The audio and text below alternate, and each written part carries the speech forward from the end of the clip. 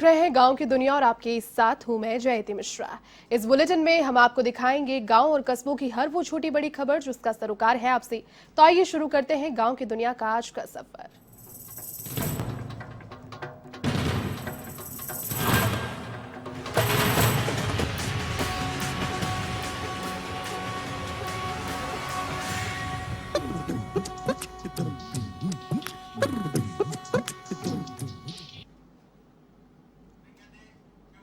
प्रतापगढ़ जिले के प्रभारी मंत्री अर्जुन सिंह बामणिया शुक्रवार को धरियावद उपखंड क्षेत्र के प्रवास पर रहे। उन्होंने प्राथमिक स्वास्थ्य केंद्र पारसोला और धरियावद सामुदायिक स्वास्थ्य केंद्र का निरीक्षण किया। साथ ही स्वास्थ्य सेवाओं की विस्तार से जानकारी ली और अधिकारियों को निर्देश दिए। उन्होंने जन स्वास्थ्य अभियांत्रिकी विभाग की भी समीक्षा की और खराब पड़े हैंडपंपों को अभियान चलाकर 1 सप्ताह में सुधारने के निर्देश दिए। जिला प्रभारी मंत्री बामणिया ने कृषि विभाग की ओर से खरीफ फसल के लिए उपलब्ध खाद बीज की समीक्षा की और कहा कि खरीफ फसल के लिए पर्याप्त खाद बीज उपलब्ध कराएं।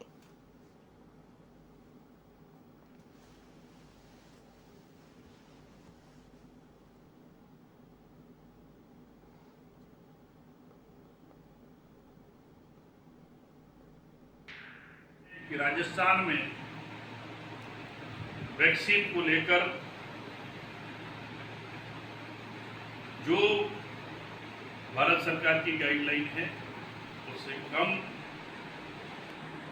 वेस्टेज गया है और इस अवस्था में कुछ डोजेज का वेस्ट होना स्वाभाविक है। जयपुर ग्रामीण सांसद कर्नल राज्यवर्धन सिंह राठौर ने बानसूर सीएचसी में 4 कंसंट्रेटर ऑक्सीजन मशीन और पीपीई किट समेत अन्य चिकित्सा उपकरण भेजे। भाजपा प्रदेश मंत्री महेंद्र यादव ने बताया कि सांसद राज्यवर्धन ने सेवा ही संगठन के तहत पूरे जयपुर ग्रामीण संसदीय क्षेत्र के 8 विधानसभा क्षेत्रों में 1 करोड़ रुपए के चिकित्सा उपकरण भेज रहे हैं। इसी के तहत सांसद ने बानसूर सीएचसी को 4 कॉन्सेंट्रेटर ऑक्सीजन मशीन समेत अन्य चिकित्सा उपकरण भेजे। साथ ही उनके निर्देश पर कोरोना योद्धाओं का सम्मान भी किया गया। इस दौरान सीएससी प्रभारी डॉक्टर भूरा सिंह ने सांसद राठौर, महेंद्र यादव को साथ ही अन्य भामाशाहों को भी आभार उनका जाहिर किया।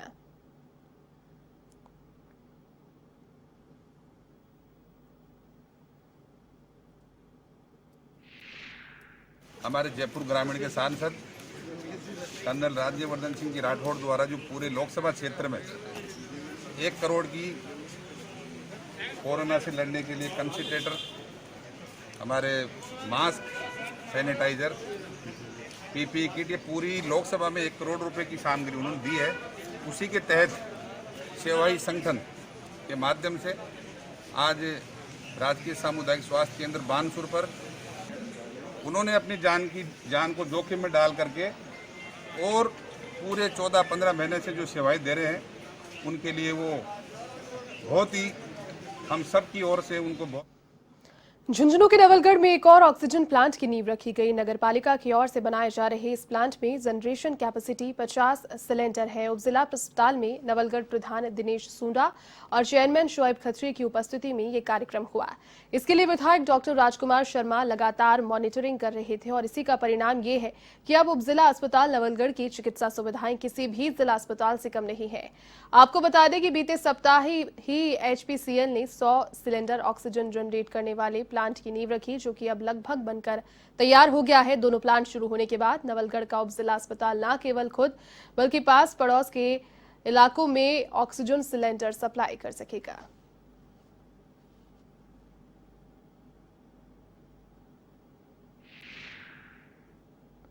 जैसे 100 ऑक्सीजन सिलेंडर का विधिवत रूप से आज से 10 दिन पहले उद्घाटन किया था और वो आप देख रहे हो बन के तैयार है। इतना फास्ट मेरे हिसाब से पूरे जिले में क्या कहीं भी नहीं बन रहा है। और आज उसी कड़ी में आज 50 ऑक्सीजन सिलेंडर का एक और प्लांट जो नगरपालिका नवलगढ़ द्वारा बनाया जा रहा है उसका भी भूमि पूजन कर दिया गया है और जल्दी अगले 10 दिन में वो भी बन के तैयार हो जाएगा। फिर ऑक्सीजन के लिए मेरा ये मानना है कि किसी भी महामारी के दौर से हमें गुजरना पड़े, हमारे नवलगढ़ के जिला अस्पताल में किसी भी प्रकार की कोई कमी नहीं रहेगी। अपने विधायक जी के प्रयासों से दो जो प्लांट मिले थे हमारे उप जिला अस्पताल को, जिसमें 100 सिलेंडरों का कुछ दिनों पहले हमने भूमि पूजन किया था हमारे डॉक्टर विधायक जी के आदेश पे। आज हमने नगर पालिका द्वारा जो 50 सिलेंडर का जो ऑक्सीजन प्लांट बनाया जा रहा है, आज उनका हमारी पूरी टीम ने, डॉक्टर राजकुमार शर्मा जी की पूरी टीम ने मिलकर उनका भूमि पूजन किया है। झालावाड़ की सबसे बड़ी पंचायत समिति सुनेल में आपदा को अवसर में बदलकर लाखों का भ्रष्टाचार करने का मामला सामने आया। कोविड-19 जैसी वैश्विक महामारी को राजस्थान सरकार के नौकरशाहों ने भ्रष्टाचार का अवसर बना दिया। दरअसल सुनेल में पल्स ऑक्सीमीटर को खरीद की बड़ी घोटाला जो है वो सामने आया है। जिला परिषद के मुख्य अधिकारी कार्यकारी निर्देशों को दरकिनार कर डोर टू डोर कोरोना जांच के लिए पल्स ऑक्सीमीटर की खरीद ग्राम पंचायत समिति स्तर पर न करके पंचायत समिति सुनेल के विकास अधिकारी ने निजी स्तर पर खरीद की और आरपीपीटी नियमों की भी अवहेलना की। इन्हीं आरोपों से बचने के लिए घोटालों को इस प्रकार से अंजाम दिया गया कि एक ही फर्म से प्रत्येक ग्राम पंचायत के नाम से खरीद के बिल पहले बनवाए गए। पंचायत समिति में ऑक्सीमीटर और बिल मंगवाकर 44 ग्राम पंचायतों में वितरित भी कर दी गए।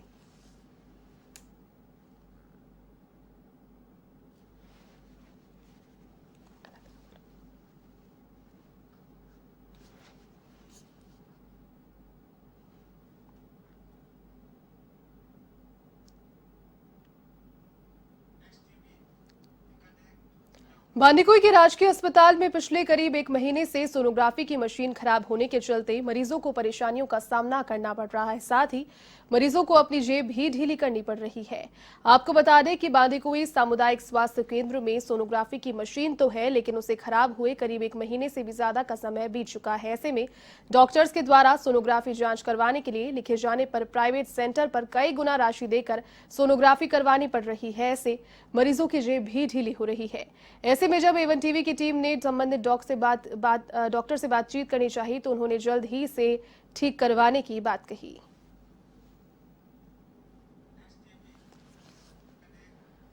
अब खबर अलवर के रामगढ़ से है, जहां एसीबी ने नायब तहसीलदार घमंडीलाल मीणा और कनिष्ठ लिपिक प्रवीण सैनी को 50,000 रुपए की रिश्वत के साथ गिरफ्तार किया।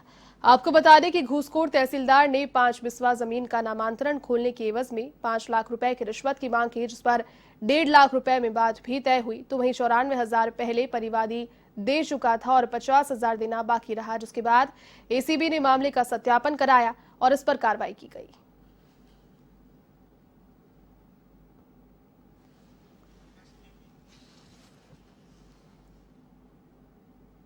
बीकानेर के खाजूवाला में हेरोइन तस्करी के मामले में बीएसएफ और पुलिस के हाथ एक और बड़ी कामयाबी लगी है। संयुक्त ऑपरेशन के दौरान 2 संदिग्ध व्यक्ति पकड़े गए हैं, जिन्हें सीमावर्ती चक 1 KWM के पास दबोचा गया। तो वहीं इनको पकड़ने में ग्रामीणों ने भी सहायता दी। आपको बता दें कि पाकिस्तान से आई नशे की खेप से जुड़ा हुआ ये मामला बताया जा रहा है और बॉर्डर पर 270 करोड़ रुपए की हेरोइन तस्करी के मामले में ये दोनों आरोपी फरार थे। तो वहीं डीसी दीपेंद्र सिंह शेखावत पूरे मामले की मॉनिटरिंग कर रहे हैं।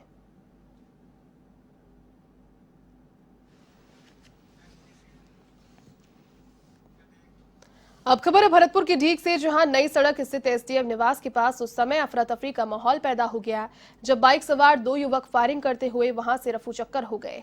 इस घटना की सूचना मिलते ही पुलिस उपाधीक्षक मदनलाल जैफ और थानाधिकारी रघुबीर सिंह घटनास्थल पर पहुंचे और लोगों से फायरिंग करने वाले युवकों के बारे में जानकारी ली।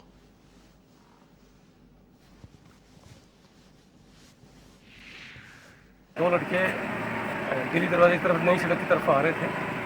अचानक आयुर्वेदिक हॉस्पिटल के सामने उन्होंने हवाई फायरिंग किया और वो बुलेट इनफर मोटरसाइकिल पे सवार थे और भैंस रोड की तरफ निकल गए। उनकी हमारे द्वारा एक टीम द्वारा आइडेंटिफाई की जा रही है। आइडेंटिफाई करने के बाद में, पहचान करने के बाद में उनके खिलाफ श्रीगंगानगर के सादुल शहर में लूट की वारदात सामने आई है। घटना शहर से 5 किलोमीटर दूर प्रतापपुरा गांव के पंजाब नेशनल बैंक की है, जहां दिन दहाड़े 3 नकाबपोश बदमाश बंदूक की नोक पर 5 से 7 लाख रुपए की लूट कर फरार हो गए। इसकी सूचना के बाद पुलिस मौके पर पहुंची और घटनास्थल का जायजा लिया। साथ ही क्षेत्र में नाकेबंदी भी करवाई, लेकिन बदमाशों का कोई सुराग हाथ नहीं लगा। फिलहाल पुलिस सीसीटीवी फुटेज खंगाल रही है।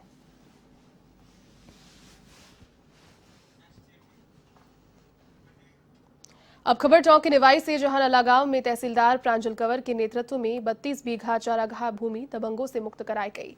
प्रांजल कंवर ने बताया कि इस जमीन पर गांव के कुछ दबंगों के अतिक्रमण कर अवैध निर्माण किए जाने की शिकायत मिली थी, जिसको लेकर राजस्व विभाग की टीम और बरौनी पुलिस की उपस्थिति में अतिक्रमण हटाने की कार्रवाई की गई। तो वहीं शमशान भूमि पर हुए अवैध अतिक्रमण को भी हटाया गया। इस दौरान एएसआई कुलदीप सिंह सहित राजस्व टीम और पुलिस उपस्थित रही।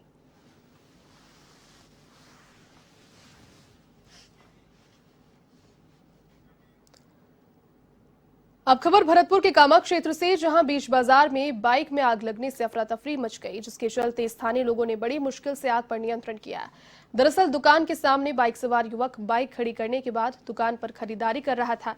इसी दौरान अचानक खड़ी बाइक में भीषण आग लग गई। हालांकि दुकानदारों की सूझबूझ से बड़ा हादसा होने से टल गया।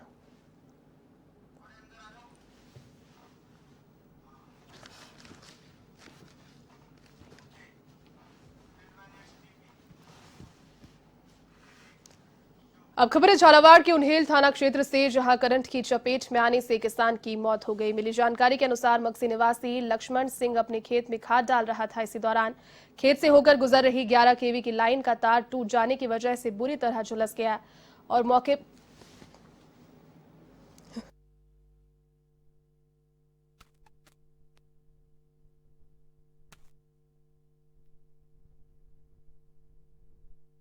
ही उसने अपना दम तोड़ दिया। इस घटना की सूचना पर विद्युत विभाग और पुलिस मौके पर पहुंची और मृतक का पोस्टमार्टम कराकर शव परिजनों को सौंप दिया।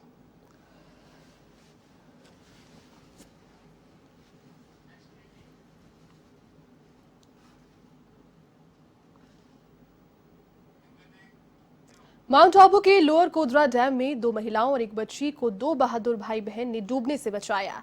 ये हादसा उस समय हुआ जब महिलाएं डैम के किनारे पर कपड़े धो रही थी। तभी पैर फिसलकर गहरे पानी में चली गई और डूबने लगी। एक दूसरे को बचाने के चक्कर में तीनों ही डूबने लगी। तीनों को डूबता हुआ देख वहां मौजूद रागिनी राणा और उसके भाई अनिकेत राणा ने पानी में छलांग लगा दी और तीनों को बचा लिया। इन भाई बहन की बहादुरी से 2 महिलाओं और एक बच्ची को नया जीवन मिला।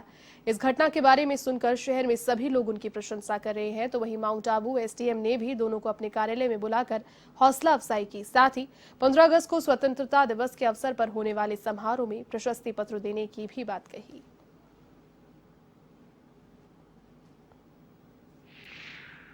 पहले तो एक महिला, फिर उसके उसको बताने के लिए एक और व्यक्ति और फिर एक बच्ची, 3 लोग लोअर कोदरा जो हमारी लेक है उसके अंदर कपड़े धोते टाइम फिसल के पानी के अंदर चले गए थे। उनकी चिल्लाने की आवाज़ सुनते जो दूर एक हमारी लड़की और एक लड़का जो दूर बैठे हुए थे, उन्होंने उनकी चिल्लाने की आवाज़ सुनी और उनको बचाने के लिए बेझिझक वो पानी में कूद गए और उन्होंने उन तीनों को सुरक्षित बाहर निकाला। उनकी जो बच्ची थी जो सबसे लास्ट में उसको निकाला गया, उसकी आंखें भी एकदम सफेद हो गई थी, उसको सीपीआर वगैरह देके उसको भी मतलब रिवाइव किया गया। कोरोना संकट और लॉकडाउन की वजह से वन्यजीव अभयारण्यों में भी पर्यटकों की आवाजाही बंद है। इस वजह से जानवर भी स्वच्छंद होकर विचरण कर रहे हैं। अलवर का सरिस्का वन्यजीव अभयारण्य में बने ताल और वाटर हॉल लबालब भरे हुए हैं। सरिस्का के फील्ड डायरेक्टर आरएन मीणा भी लगातार इलाके का दौरा कर रहे हैं। मीणा ने बताया कि अंतिम 2 सप्ताह में अच्छी बारिश से सरिस्का अभयारण्य ने हरियाली की चादर ओढ़ ली है। इंसानी दखल कम होने से जानवर भी जंगल में आराम से विचरण कर रहे हैं। उन्होंने कहा कि हमारी टीम भी सरिस्का में अच्छा काम कर रही है, तो वहीं राज्य सरकार भी इस क्षेत्र में विशेष ध्यान दे रही है।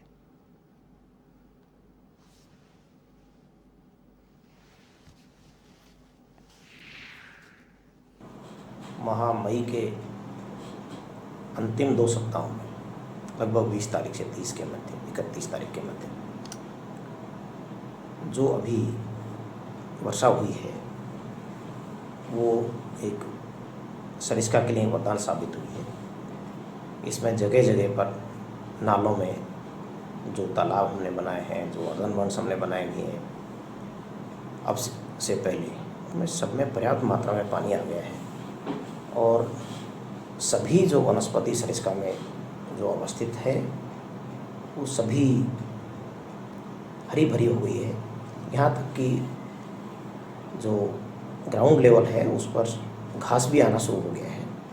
तो एक सुखद समय है सरिस्का के लिए। प्रथमतया तो मैं यही निवेदन करूँगा कि ऐसा मैंने कभी मेरे जीवन में नहीं देखा कि माह मई के अंत में या जून के प्रथम सप्ताह में ऐसा महसूस हो रहा है कि मानसून काल जो है चल रहा है और मुझे विश्वास है कि आने वाला जो समय है सरिस्का। श्रीगंगानगर के श्री विजयनगर के ग्रामीण क्षेत्रों में लोगों को पेयजल संकट का सामना करना पड़ रहा है। ग्राम पंचायत बिचौलिया के चक 12 BLM में पेयजल संकट काफी गहरा चुका है। यहाँ पर मात्र एक नलकूप से पीने के पानी का जुगाड़ किया जाता है। इस पेयजल योजना को लेकर जो भी डिग्गियां बनाई गई थी उसमें भी पानी नहीं है। इसके अलावा यहाँ लगाए गए ट्यूबवेल भी सालों से खराब पड़े हैं। इस मुद्दे पर विकास अधिकारी का कहना है कि नहरबंदी की वजह से ये परेशानी सामने आई है। उन्होंने कहा कि जहां इस प्रकार की समस्या आ रही है वहां उसे हल करने का प्रयास भी किया जाएगा।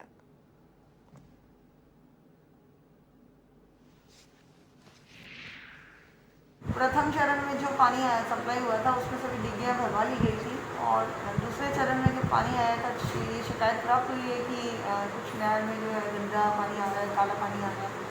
तो कुछ सरपंचों ने अपनी डिग्गियाँ भरने से मना कर दिया था और उनके पास दूसरे सोर्सेज थे पानी के जैसे ट्यूबवेल वगैरह, तो उन्होंने उस जो पानी में उसे डिग्गियाँ भरवा के इस समस्या का काफ़ी। अब खबर भरतपुर की सिकरी से है, जहां कस्बे में काफी समय से खारा और कड़वा पानी पीने को मिल रहा था, लेकिन अब विधायक वाजिब अली के प्रयासों से समस्या से निजात मिली है और कस्बे में चंबल के मीठे पानी की सप्लाई पहुंच गई है। विधायक के पिता ने गणमान्य लोगों और कर्मचारियों की उपस्थिति में सप्लाई खोली, जिसके बाद लोगों के घरों में मीठा पानी पीने को मिला।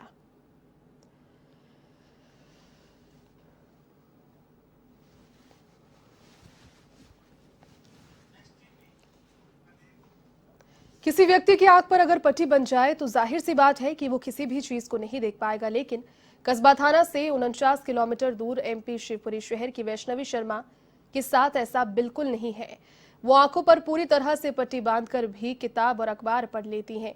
यहाँ तक कि वो किसी भी वस्तु को पहचान कर उसके बारे में विस्तार से जानकारी भी देती है। वैष्णवी का ये हुनर जो भी देखता है वो दांतों तले उंगली दबा लेता है। यहाँ तक कि वैष्णवी अखबार और किताब में लिखे शब्दों को पढ़कर भी सुना देती है। उनकी मां की माने तो वैष्णवी की आंखों पर गहरी पट्टी बांधाती है, जिससे आर पार कुछ भी ना दिखाई दे, लेकिन बावजूद उसके वो आर पार देख सकती है।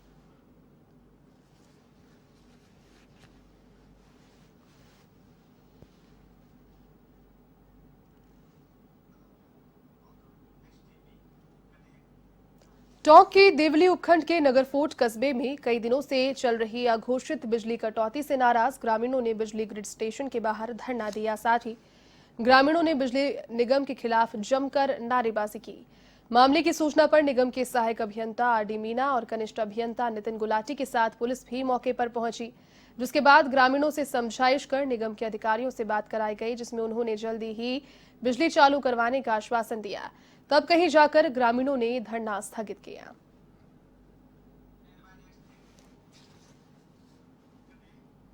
सीकर के फतेहपुर में 8 सालों से चल रही सीवरेज प्रोजेक्ट की अनियमितताएं अभी तक खत्म नहीं हुई। नगरपालिका की लापरवाही के चलते नारीबारी रोड नेशनल हाईवे के पास आधा दर्जन गांव और कस्बों के लोग परेशान हैं।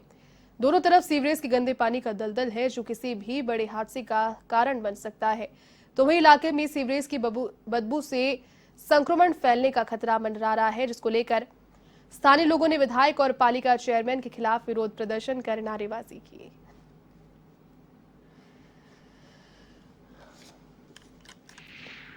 सर, यहाँ पर काफ़ी समय से भराव हो रहा है पानी का 2 ढाई बरस से, जिसके प्रति लोग बार बार यहाँ के जो कॉलोनी के लोग हैं, चौहान कॉलोनी और पास में मंगलम सिटी है, इसके जितने भी लोग हैं बार बार कह चुके हैं, ईओ साहब को कह चुके हैं और जो ये चेयरमैन साहब हैं इनको कह चुके हैं, नगर पालिका में शिकायत कर चुके हैं। विधायक साहब आते हैं, चेयरमैन साहब आते हैं, आश्वासन देके चले जाते हैं लोगों को और इसका कोई निस्तारण नहीं कर रहे हैं। काफ़ी समय से परेशानी है पानी का भराव की।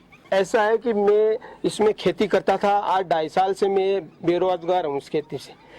तो मेरे तो यही एक काम था, तो मैं तो बेरोजगार हूँ। मैं एमएलए साहब से बोल दिया, चेयरमैन साहब से बोल दिया, ईओ साहब से बोल दिया, आते हैं, बोला यार तेरा 10-15 दिन में करवा देंगे। अब खबर जालौर के आहोर से, जहां चूंडा गांव के किसानों के द्वारा फसल बीमा की राशि दिलवाने की मांग को लेकर उपखंड अधिकारी को ज्ञापन सौंपा गया। इस ज्ञापन में बताया गया कि चूंडा, किशनगढ़, मोहिवाड़ा गांव में किसानों को फसल बीमा योजना की बीमा राशि किसानों के खाते में नहीं मिली।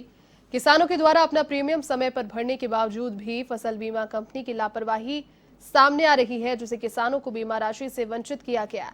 ऐसे में किसानों ने क्रॉप कटिंग की पूरी तरह से जांच कर बीमा राशि किसानों को दिलवाने की मांग की है।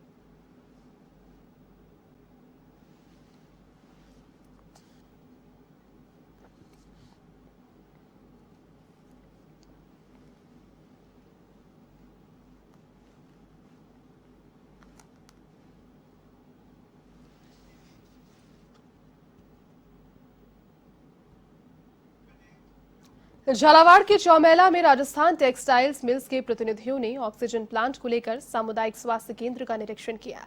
टेक्सटाइल्स मिल्स के एग्जीक्यूटिव प्रेसिडेंट हरिमोहन वशिष्ठ ने बताया कि कोरोना काल में ऑक्सीजन को लेकर बिगड़े हालात को देखते हुए टेक्सटाइल्स मिल भवानी मंडी ने 35 सिलेंडर प्रतिदिन की कैपेसिटी वाला एक प्लांट सामुदायिक स्वास्थ्य केंद्र चौमेला को दिया, जो लगभग 2 महीने के अंदर बनकर तैयार हो जाएगा।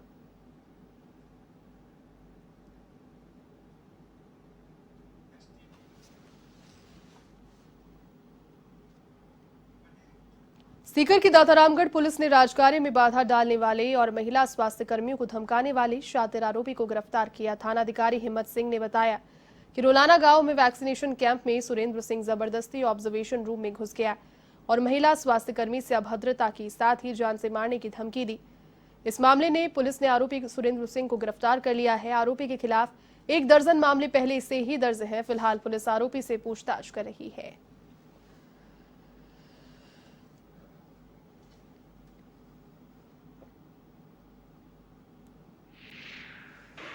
कोरोना महामारी के प्रभाव को खत्म होने के पश्चात श्रीमान पुलिस अधीक्षक महोदय सीकर के द्वारा वांछित अपराधियों की धरपकड़ हेतु निर्देश दिए गए और इसी के तहत एक अभियान चलाया गया। कोरोना में आपराधिक मामलों में भी वृद्धि हुई है, जिसके तहत श्रीमान ने आदेश दिए। इसी दौरान सूचना मिली कि सुरेंद्र सिंह निवासी रुलाना, जो कि एक नर्स जिसने वैक्सीनेशन के दौरान एक नर्स से अभद्रता की थी और थाने में वांछित चल रहा था, उसके बारे में सूचना मिलने पर कल पुलिस टीम के द्वारा सूचना के आधार पर सुरेंद्र। चलिए गांव की दुनिया के आज के सफर में फिलहाल के लिए बस इतना ही। देश और दुनिया की तमाम बड़ी खबरों को देखने के लिए आप देखते रहिए A1 TV। नमस्कार।